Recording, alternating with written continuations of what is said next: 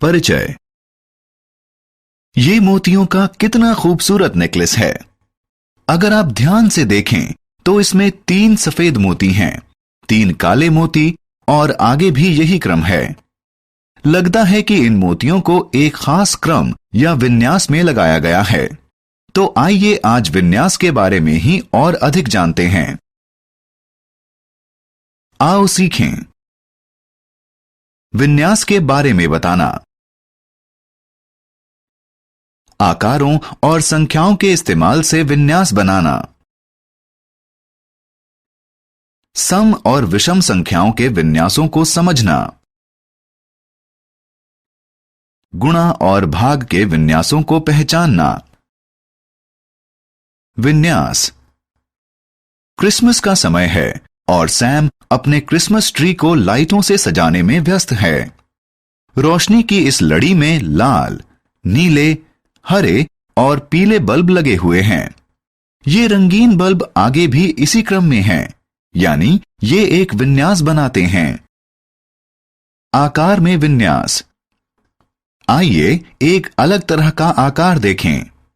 अगर आप ध्यान से देखें तो क्रेयॉन की संख्या अपनी ठीक ठीक पुनरावृत्ति नहीं कर रही हैं। क्रेयॉन का हर रंग बढ़ता जा रहा है। इस तरह के विन्यास को बढ़ता हुआ विन्यास कहते हैं। संख्याओं और अक्षरों में विन्यास।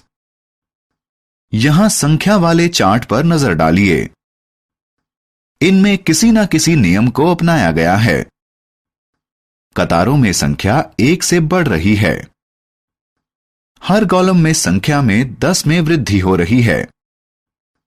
विकर्णित यानी डायगोनल तरीके से संख्या 11 से बढ़ रही है। इन्हें बढ़ता हुआ विन्यास कहते हैं। सम और विषम संख्या विन्यास। यहां दी गई संख्याओं पर नजर डालें। 2, 4, 6, 8, 10, 12, 14, 16, 18, 20, 1, 3, 5, 7, 9, 11, 13, 15। इस श्रृंखला को सम संख्याएं कहते हैं। सम संख्याओं को 2 से भाग दिया जा सकता है और इसने अंत में 0, 2, 4, 6 और 8 अंक होते हैं।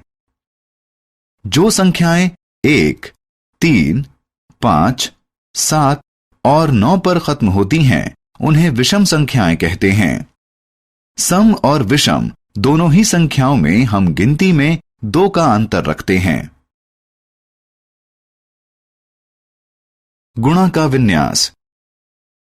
यहां दिए गए विन्यास को देखिए। 4, 16, 64, 256, 1024। इस श्रृंखला में 2 संख्याओं के बीच का अंतर अलग अलग है।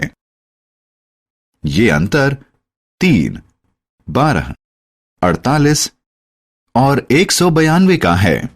इसका मतलब यह है कि ये जोड़ और घटा के विन्यास का पालन नहीं करते।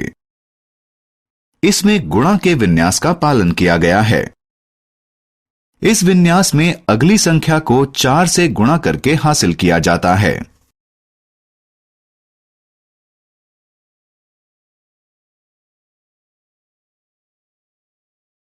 भाग संख्या विन्यास। इसी तरह हम भाग विन्यास भी बना सकते हैं। भाग विन्यास भी गुणा विन्यास जैसा ही होता है। जरा इस श्रृंखला को देखिए। 256, 64, 16, 4 और 1। इस श्रृंखला में अगली संख्या को प्राप्त करने के लिए उसे 4 से भाग दिया जाता है। इसे कहते हैं भाग विन्यास। हमने क्या चर्चा की? विन्यास का मतलब है एक ही क्रम में पुनरावृत्ति।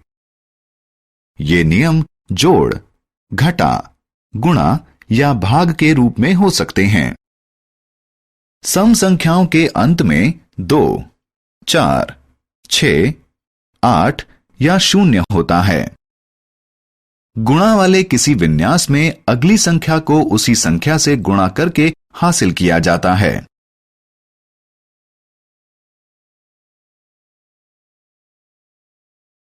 गुणा वाले किसी विन्यास में अगली संख्या को उसी संख्या से गुणा करके हासिल किया जाता है।